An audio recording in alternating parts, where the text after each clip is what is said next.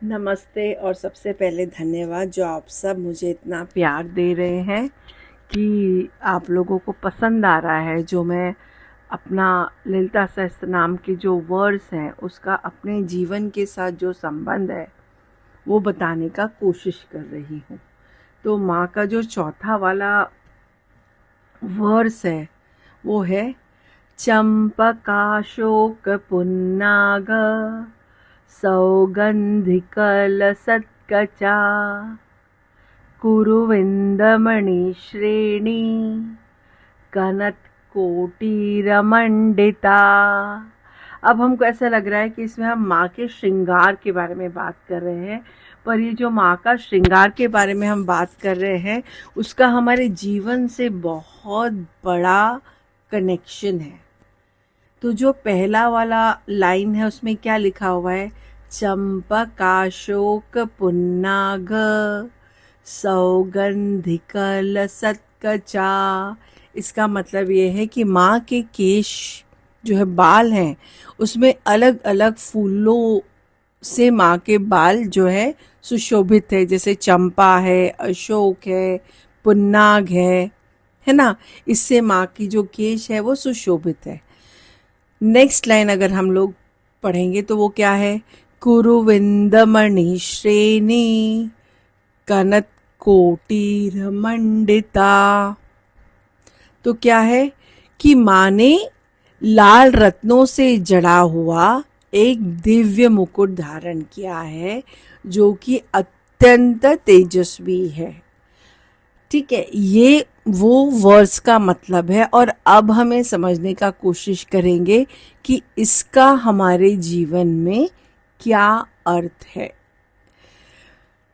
तो जो माँ के बाल हैं वो हमारे विचारों का प्रतीक है।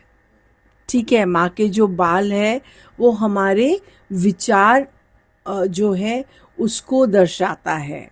तो जैसे माँ के बालों में सुगंधित फूल लगे हुए हैं, वैसे ही माँ का बोलना ये है कि आप भी अपने विचारों के बालों पर सुंदर पवित्र विचारों के फूल लगाएं, है ना।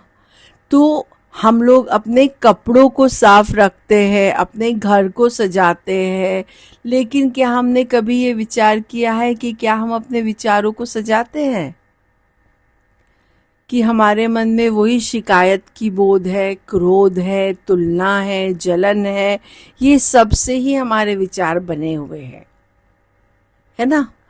तो जितना इम्पोर्टेंस हम लोग बाहरी सुंदरता को दे रहे हैं, क्या हम अपने विचारों को सुंदर बना रहे हैं। एक सरल उदाहरण आप लोग के सामने रखती हूँ। मान लीजिए कि एक पड़ोसी ने नया घर खरीदा। अब हम देखेंगे कि दो अलग अलग लोगों ने क्या सोचा। ठीक है, पहला व्यक्ति ने क्या सोचा, देखो पता नहीं कहाँ से पैसा आ गया इनके पास, है ना। ये क्या हो गई, नेगेटिव फीलिंग हो गई। और वही दूसरे व्यक्ति ने क्या सोचा, हे भगवान उनको इससे भी ज्यादा सुख देना। ठीक है, उसने ग्रैटिट्यूड दिया भगवान को कि इनको जो सुख दे रहे हो उस सुख में बढ़ोतरी करना। तो ये पॉजिटिव थॉट हुआ। एक ही घटना है पर दो अलग अलग सोच है। इसका मतलब क्या है कि एक ने अपने विचारों में ईर्ष्या का एक गंदा फूल लगाया है और दूसरे ने अपने मन में ग्रैटिट्यूड का, हैप्पीनेस का सुगंधित फूल लगाया है ना। तो माँ का बोलना ये है कि हर चीज में आप लोग को सुगंध चाहिए, सुंदरता चाहिए, सब कुछ चाहिए, पर आपके विचारों की सुगंध जो है ना वो ऐसे नहीं समझ में आती कि वाह कितना अच्छा खुशबू आ रहा है इसके विचारों का। नहीं, ऐसा नहीं होता। जिसके विचारों में इतना ज़्यादा सुगंध होता है वो इंसान जब भी जहाँ भी एंटर करता है, वो चाहे कैसे भी वस्त्र पहना हुआ, ठीक है, बहुत स्टाइलिश नहीं होगा, बहुत नॉर्मल होगा, पर अगर उसके विचार इतने सुंदर होंगे, उसके विचारों में इतने सुंदर सुगंधित फूल लगे होंगे, तो ज़रूर ही उसके आते ही पूरा का पूरा जो एटमॉस्फेयर है वो तनाव मुक्त हो जाएगा, है ना। तो हमको ये बात याद रखना है कि हम जितना बाहरी सुंदरता के ऊपर काम करते हैं, उतनी ही हमको अपने अंदर जो विचार है उसकी सुंदरता पर भी काम करना है। अब आते हैं हम नेक्स्ट लाइन पे। कुरुविंद मणि श्रेणी कनत कोटिरमंडिता, माँ के सिर पर माणिक्यों से जड़ा हुआ मुकुट है ना। तो हमारे जीवन में वो मुकुट क्या रिप्रेजेंट करता है? हमारे जीवन में वो जो मुकुट है वो हमारी बुद्धि को और हमारी विवेक को रिप्रेजेंट करता है ना। तो इसमें हम जीवन में क्या सीख रहे हैं? जीवन में हम ये सीख रहे हैं कि क्या मेरे मुकुट पर अहंकार, गुस्सा, नेगेटिविटी के रत्न जड़े हुए हैं, कि बहुत ही शांति, समाधान, एकदम खुशनुमा इंसान, ज्ञान, प्रेम, करुणा, साहस, इन सुंदर रत्नों से मेरा मुकुट जड़ा हुआ है।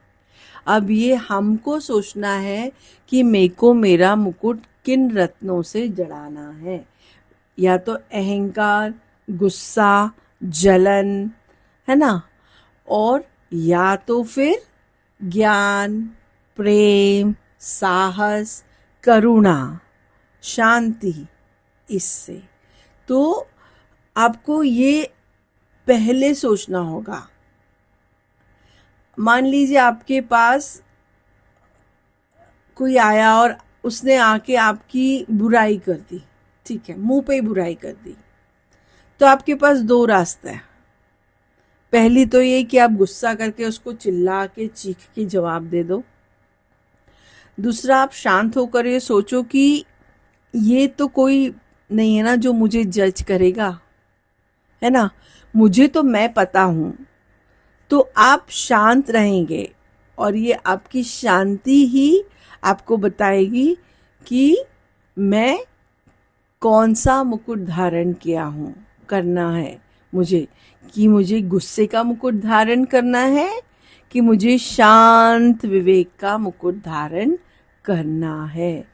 क्योंकि जो हम बोलते हैं कि मुकुट में जो सब हीरे जवाहरात लगे हुए, माणिक लगे हुए हैं, तो ऐसा नहीं है कि बहुत कॉस्टलीस्ट से कॉस्टलीस्ट चीज़ें लाओ, अपने घर में लगाओ, कॉस्टलीस्ट से कॉस्टली चीज़ें करो, वो नहीं है वो उसका मतलब।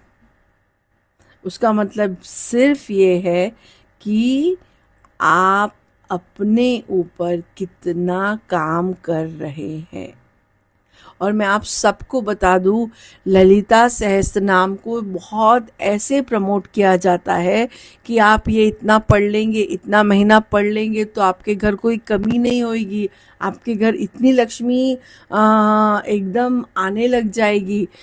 प्लीज़, हम कोई भी साधना करते हैं तो वो साधना हमको एक अच्छा इंसान बनाती है, और जब हम एक अच्छा इंसान बनते हैं, सही चीज़ें सोचते हैं, तो चीज़ें अपने आप हमारे साथ अच्छी ही होती है। तो आइए अब श्लोक पे चलते हैं। तो पूरे श्लोक का हमारे जीवन में क्या संदेश है? पूरे श्लोक का हमारे जीवन में यह संदेश है कि बाहरी सुंदरता से पहले हमको अपने अंदर की सुंदरता को देखना है, जो कि सबसे ज्यादा आवश्यक है। विचारों को सुंदर बनाओ, वाणी को मधुर बनाओ, अपनी बुद्धि और विवेक जो है, अच्छी बुद्धि को अपने विवेक से सजाओ, चरित्र को ऐसा बनाओ कि उसकी सुगंध लोगों के जीवन में खुशियाँ और शांति लेके आए। तो हम सबको ये बात याद रखना है कि अपने विचारों को हमको फूलों की तरह सुगंधित बनाना है, चरित्र को ऐसा बनाना है कि लोगों के मुंह से हमारी अच्छाई निकलनी चाहिए, और हमको ऐसा मुकुट धारण करना है जिससे हम एक अच्छा इंसान बन के उभर के आए, है ना। तो यही मतलब है इस श्लोक का। चंपकाशोक पुन्नाग सौगंधिकलसत्कचा कुरुविंदमणि श्रेणी कनत कोटिरमंडिता, है ना। तो माँ आखिर में हमको ये बोलती है, बेटा लोग तुम्हारे चेहरे से कुछ समय तक, तुम्हारे चेहरे को लोग कुछ समय तक याद रखेंगे, पर तुम्हारा जो स्वभाव है उसको लोग जिंदगी भर याद रखेंगे। इसलिए अपने विचारों को, अपने आप को सुंदर फूलों से सजाए और अपने बुद्धि के मुकुट को उससे भी सुंदर बनाए। नमस्ते, एंड मिलते हैं अगले वर्ष के साथ। और जिनको भी ये पसंद आया है वो प्लीज़ मुझे लाइक करें, सब्सक्राइब करें, और जल्दी ही मिलेंगे ललिता सहस्त्रनाम के 5th वर्स के साथ। नमस्ते।